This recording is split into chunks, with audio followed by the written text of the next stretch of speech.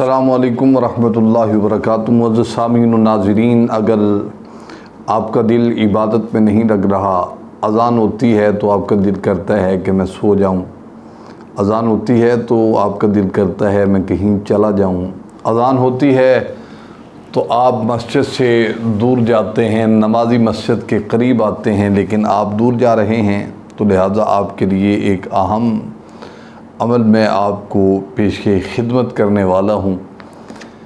دیکھیے، نماز عبادات جو ہیں یہ بہت ضروری ہیں سکون قلب کے لیے، انسان کی زندگی کے لیے۔ یہ فرض نماز اللہ تعالیٰ نے فرض کی ہوئی ہے، اور ویسے بھی محبوب کریم صلی اللہ علیہ وسلم کا فرمان علی شان ہے، الصلاۃ معراج المومنین، نماز مومن کی معراج ہے۔ الصلاۃ عماد الدین، نماز دین کا ستون ہے۔ اور جب مسلمان کلمہ گو مسلمان نماز نہیں پڑھتا تو یہ پہلا جو حصہ ہے دین اسلام میں، اس کو وہ چھوڑتا جا رہا ہے، اس سے دور ہوتا جا رہا ہے۔ اس کے بارے میں سینکڑوں احادیث مبارکہ ہیں جو آپ سنتے ہوں گے علماء سے، علماء آپ کو بتاتے رہتے ہیں، لیکن میں آپ کو اس کے بارے میں ایک عمل بتانا چاہتا ہوں۔ دل آپ کا نہیں لگ رہا، آپ کا دل چاہتا بھی ہے اور نہیں بھی چاہتا، آپ جانے کی کوشش کرتے ہیں لیکن جا نہیں پاتے۔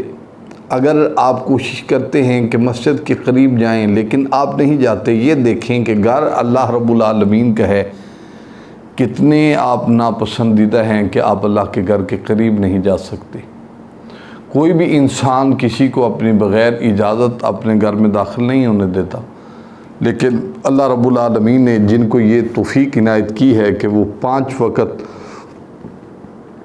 اللہ کے گھر میں جاتے ہیں، 5 وقت جا کر اللہ رب العالمین کے سامنے جھکتے ہیں اور دل لگا کر عبادت کرنے کے باوجود اللہ کو راضی کرتے ہیں، اور اللہ تعالیٰ پھر ان کو دنیا و آخرت تمام نعمتیں اس کی عطا کرتا ہے۔ ظاہر ہے جو اللہ تعالیٰ کے محبوب قریب بندے ہوں گے، جو اللہ کے محبوب بننے کی کوشش کریں گے، جو قریب جائیں گے رب العالمین کے، تو پھر ان کے لیے آسانیت تو اللہ رب العالمین ضرور دے گا۔